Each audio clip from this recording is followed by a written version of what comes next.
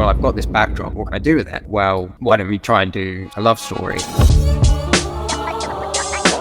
Like, you've been here before. You always get through it. Trust the process. Trust the process. That is a good line for sure. I'm not a character artist. I'm not a character animator. Why even bother? But the reason you bother is because you're using Unreal Engine and they're making it easier and easier. Had you asked me to make a short by myself, I would have been like, well, no. What are you smoking? Shane, how's it going? Happy Friday. Yeah, happy Friday to you too as well. How are you? I'm absolutely sweating. 31 degrees in this room. So if I pass out, that's the reason why. It's so damn hot.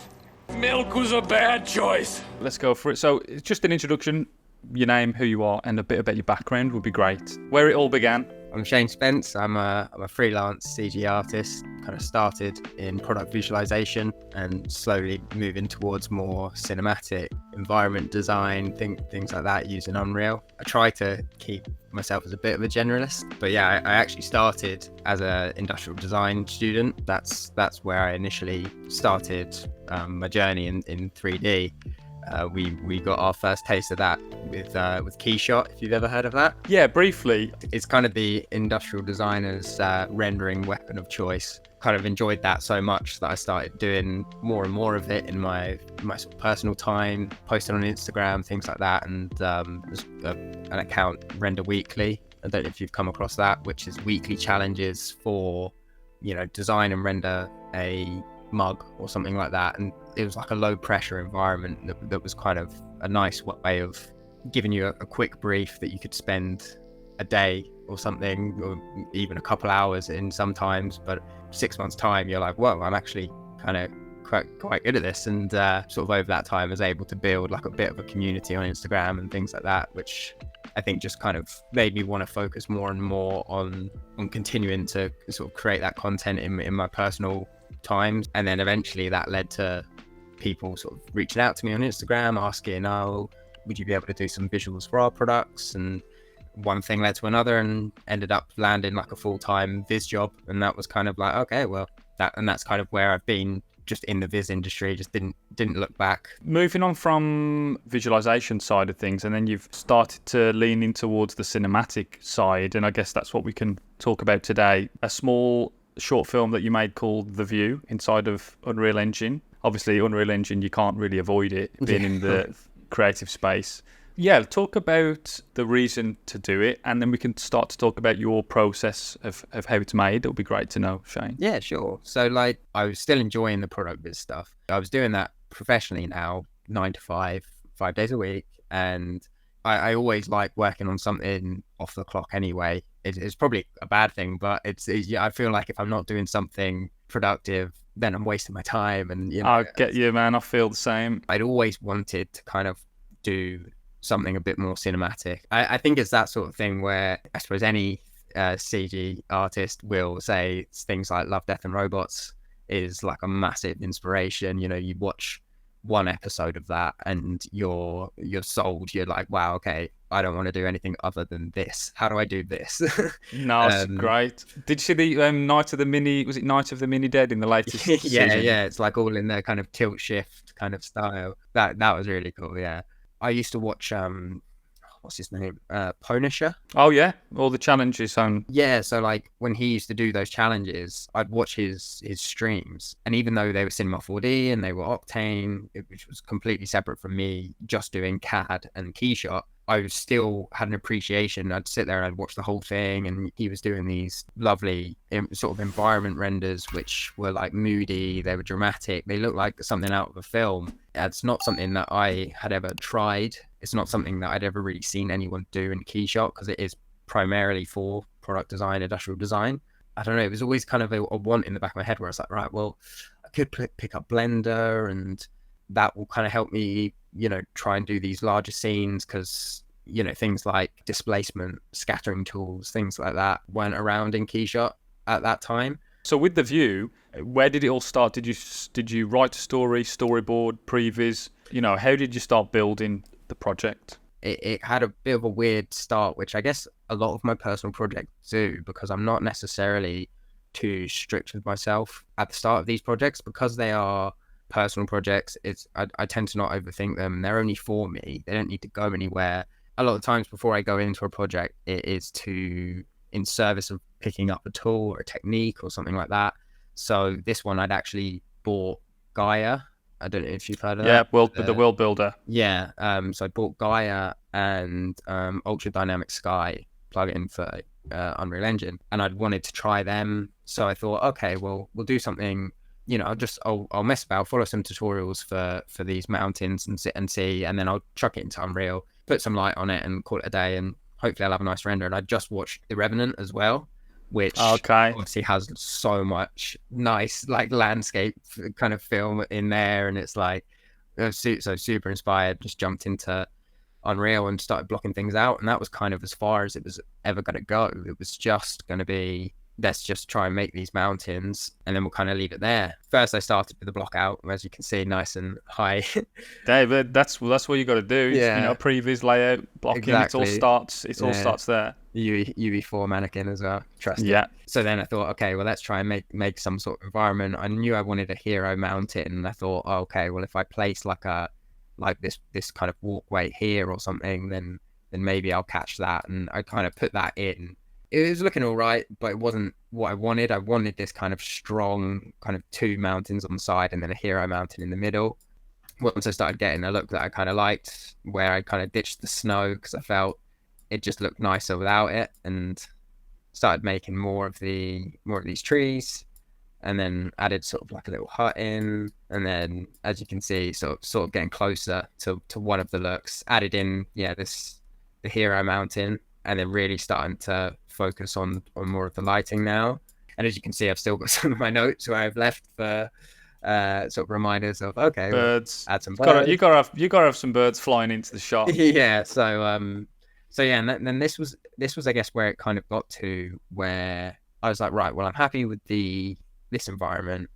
I can take those characters out, or I can just leave one of them on there, or find another one so it looks like they're having a conversation, render it out and call it a day. But I'd kind of thought, well, I want to try some, as I said, I'd got Ultra Dynamic Sky as well. So I thought, oh, well, I want to try some other weather states as well. So I started working on some of those, which led me to like these ones. Did that become before the story, that these experiments, and then you sort of crafted it into like a short story with a narrative? Yeah. It happens a lot when you're experimenting with sort of softwares, and especially with Unreal Engine. Yeah. You start to find something, and then you kind of your brain starts ticking. You go, okay, I'm going to develop it, and it kind of naturally grows into something else, doesn't it? With this, it got a nice environment. I got a nice backdrop.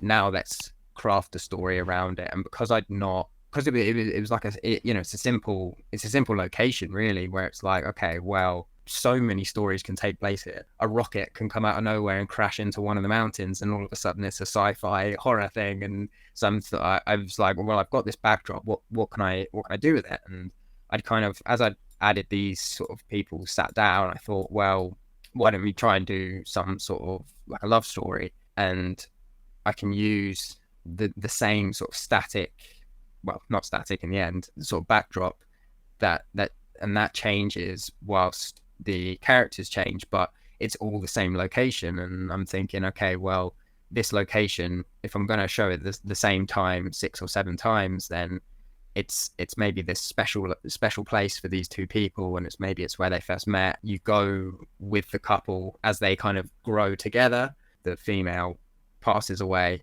and the guy is just left by himself. That was when I was now fully in the story mode, where I'm going to hit him with emotion. Yeah, and it was kind of like, that was when I was starting to actually make intentional decisions around, okay, well, this does need to have a story. So I just kind of stopped doing any Unreal stuff for maybe like 2 weeks. And then this was when I actually started writing and kind of storyboarding. I guess with all personal projects, they start as something like, trying to just make this nice environment, and then it just spirals and spirals, and then all of a sudden I'm adding metahumans and mixed animations. To sit together with your absence and enjoy the view. But yeah, metahumans, was it another one of those, like experimenting, and can I incorporate it, and why not bring it into this project?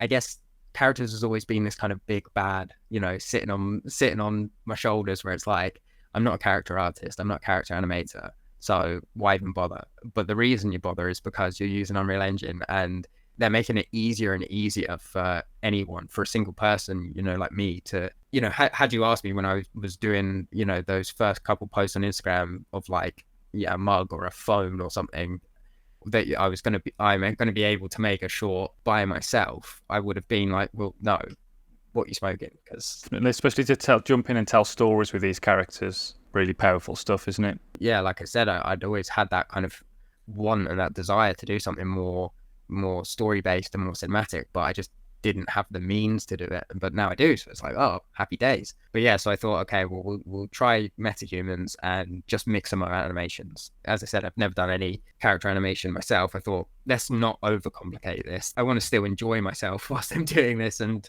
I've already learned a bit of Gaia, learned a bit of Unreal. I think with a lot of personal projects as well, there's like peaks and troughs in your interest. You do something one day and you think this is the best thing you've ever done, and then 3 days later you hate it, and then it's just going through that roller coaster. It is like that ride, isn't it? When you look back and go, what was I thinking? Yeah. But you need to do that to get to. I know, and it's one of those. It's just one of those horrible cycles, and it happens with every project that I'm doing, and it's just like, you've been here before.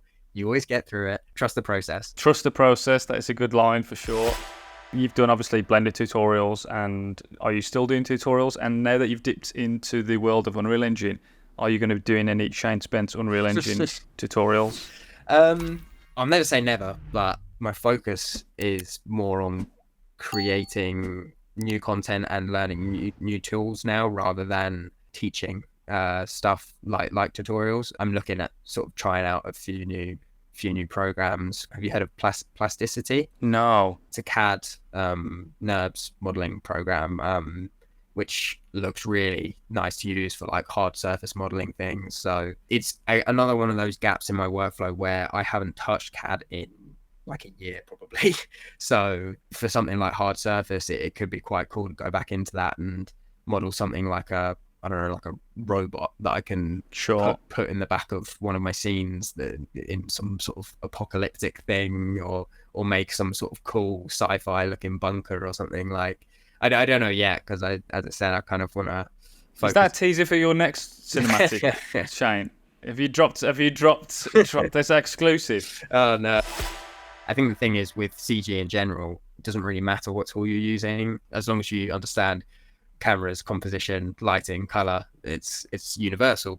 With your like product viz and your industrial viz, have you kind of just learned realism through 3D, or have you got any experience with like photography? And no, so I actually haven't, because I just went into it as like, I guess part of these uni projects, and then just enjoyed it and just kept doing that in my spare time. So I'd never actually picked up anything like photography. It's on my list now, I think. And if I'm trying to push myself more towards like a filmic cinematic sort of approach, then having an understanding of sort of photography, I think it can't do me any harm. I think the thing that kind of helped with train my eye, I guess, was in the early days, my thing was, how realistic can I make this look? And I had this borderline obsession of, I'd see a material or something and I'd be like, I wonder how I'd make that in Keyshot. And that kind of became the goal of these after uni kind of sessions, would be like, right, okay, so how do I make this towel that I found, and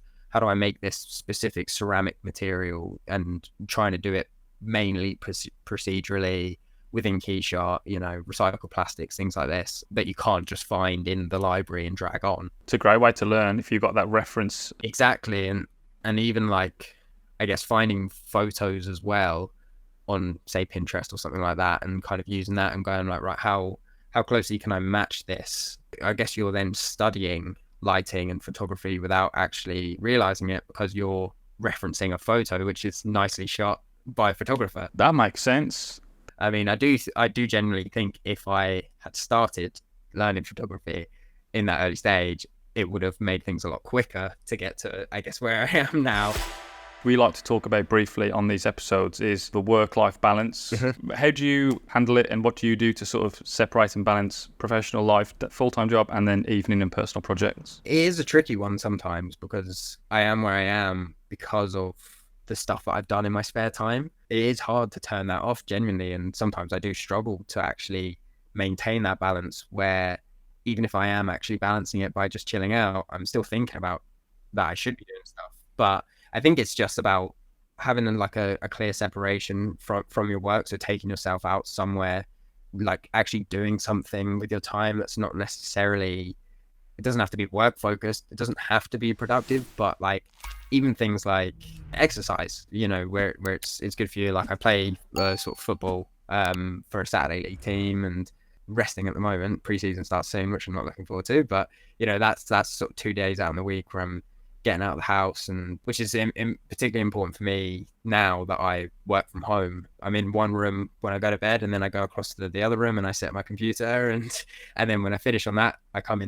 back into this room and I sit down at this computer and start working on personal stuff. So at the end of the day, I think it's just having something that separates you completely from the actual work. You don't ever play football and running down the pitch and look at the grass and go, how would I simulate that in is that one particle grass? I could create that in Unreal. What scattering plugin have they used for that? It's a difficult one to switch off sometimes, isn't it? Yeah, well, definitely. And I mean, I think even just in my answer there, I'm still working on that myself, where maybe the balance isn't as good because I probably do think about what I'm working on too much, but it's because I enjoy it and it doesn't feel like work. So it can be hard, but it is important. Get outside, do some exercise, you know. A great piece of advice. Yeah, then not think about particle dust atmosphere while you're in a... No, that's great, Shane. Thank you. That's been a really informative chat, actually, Shane, and I'm really glad you've spent some time with us. Oh, thanks for having me on. It's first time I've done a podcast, so sorry if I've rambled a bit. Yeah. Hey, Shane, no, that was brilliant. It was a really good insight, actually, and I really appreciate it. Yeah, no, because I listened to a couple of the episodes. It's bad that I can't remember his name, but the guy who did the cats in Blender with the geometry nodes. Oh, Will Anderson, what a legend! Shout out to Will. I'd seen that cat on like Greg the my cat Explore page or something, and that cat's slowly taking over the world, you know. Yeah. Great episode, the Will Anderson episode. If you've not seen it yet, definitely give that a watch. I just want to say thanks, and hopefully we'll join again to get that post-apocalyptic robot teaser for the next cinematic that you've just dropped. Maybe I shouldn't have opened my mouth because now I feel like I've verbally tied myself into that now. Yeah, that's what the viewers are waiting for now, Shane. You better get busy. No, thanks, Shane. Honestly, it's been great. That's all right. Thanks for having me. Shane, have a great weekend. I'm going to get out of this boiling hot room now. Yeah. Enjoy your weekend, man, and we'll catch you up soon. All right. Thanks very much. Take care, man. We'll speak soon. Cheers. Bye.